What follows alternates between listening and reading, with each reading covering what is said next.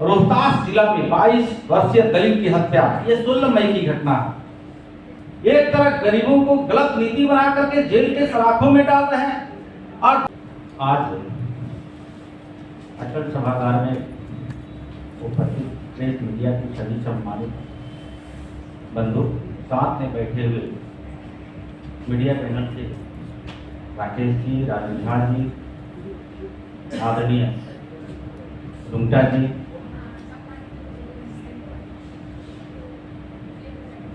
आज मैं बताना चाह रहा हूं कि कुछ दिनों से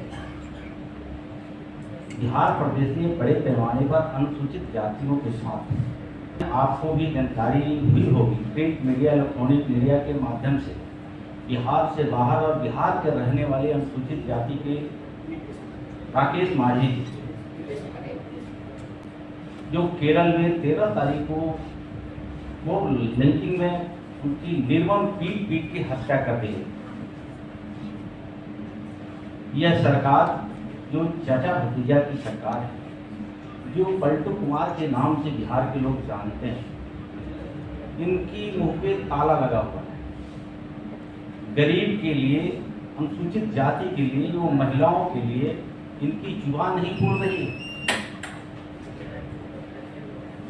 मैं जनक समाज, ये सरकार के मुखिया से, पलटू कुमार जी से, उनके भतीजा से ये कहना चाहता हूँ कि आप छाती पीट करके बिहार वासियों को, अनुसूचित जातियों की संविधान की पाठ पढ़ाते हैं। इसी संविधान के हवाला देकर के आप गरीबों को गुमराह करने का प्रयास करते हैं।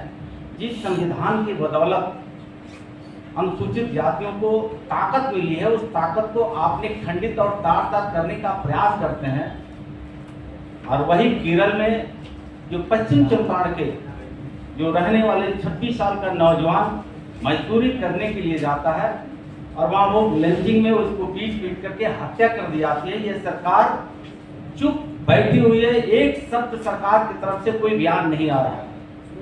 उसी कड़ी में बिहार प्रदेश में भी आप देखे होंगे कि आए दिन अनुसूचित जाति पढ़े लिखे नौजवान को, जो बाबा साहब डॉक्टर भीमराव अम्बेडकर जी ने संविधान में आस्था रखने वाले नौजवान साथियों के किस तरह से निर्मम हत्या की जा रही है, आपने देखा होगा।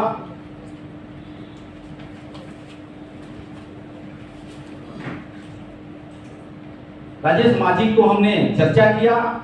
रोहतास जिला में 22 वर्षीय दलित की हत्या, ये 16 मई की घटना है।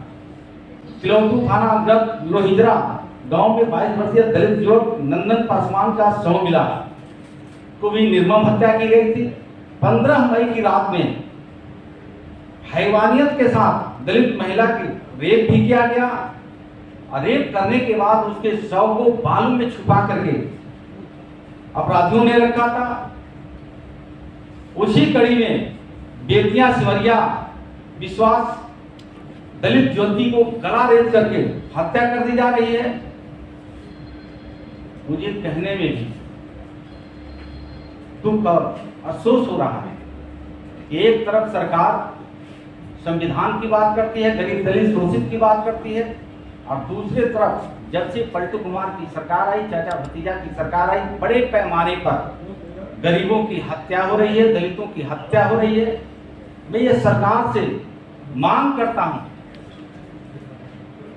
कि जो मृतक परिवार है, जैसे एफआईआर होता है अनुसूचित जाति एक्ट के तहत, तो 50% राशि उसको तत्काल मृतक परिवार के उपलब्ध कराया जाता है। वह भी राशि ये सरकार ने अब तक मुहैया नहीं कराई है। जब चार्जशीट सबमिट होता है उस अपराधी के खिलाफ, तो 100% राशि उपलब्ध करा दिया जाता है, लेकिन एक भी मृतक परिवार को अब तक ये राशि नहीं देना, कहीं ना कहीं ये लानत थी सरकार की। तो मैं मांग करता हूं कि जो संविधान प्रदत्त अधिकार है, जो भारतीय जनता पार्टी के मैं विधान पार्षद सदस्य होने के नाते, अनुसूचित जाति समाज में होने के नाते, पूर्व सांसद होने के नाते, मैं सरकार को ये खुले चुनौती देता हूं कि जो आप अनुसूचित जाति को झूठी राग अलापते हैं, बिहार प्रदेश में अनुसूचित जातियों को धोखे में, झांसे में डाल करके उनको अपने पक्ष में लेकर के मत को बहका करके पलटू कुमार अब बने हुए हैं। अब बिहार की जनता अब बर्दाश्त नहीं करेगी। अब ऐसा बिहार के पलटू कुमार जी न करें कि कमजोर वर्ग के लोग, अनुसूचित जाति के वर्ग के लोगों को अब रोड पर उतरना पड़े। आपने देखा होगा आज की इनकी ट्रेंड चली हुई है कि मुस्कुराते हुए बिहार से बाहर जाते हैं और उदास और मायूस होकर के अन्य राज्यों से बिहार लौटते हैं। और एक इनकी बात सुनने को बड़ी लोगों के बीच में मिल रही है कि देखिएगा कुछ लोग गड़बड़ करने वाले हैं।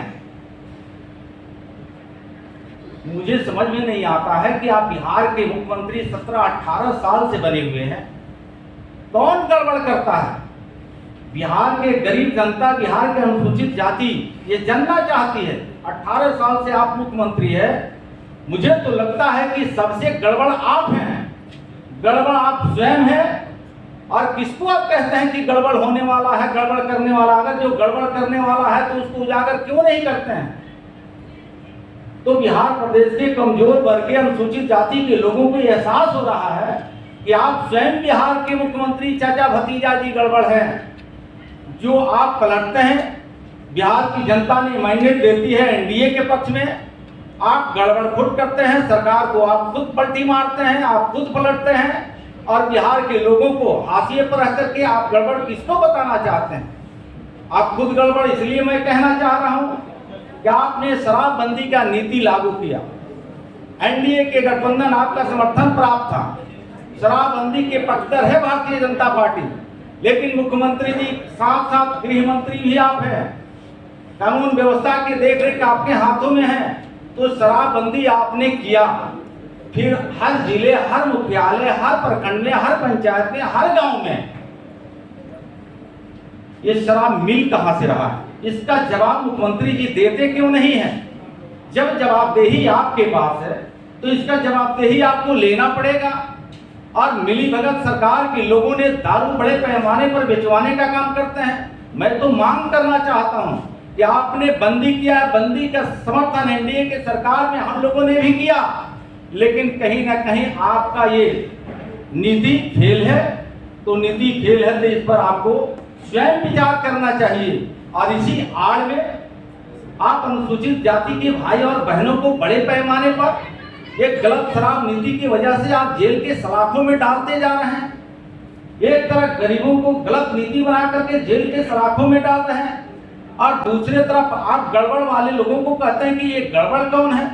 तो मुझे लगता है कि आप गड़बड़ स्वयं हैं। उसी कड़ी में मैं बताना चाहता हूं, जीरो टॉलरेंस की बात करते हैं, न हम किसी को फंसाते हैं न हम किसी को बचाते हैं।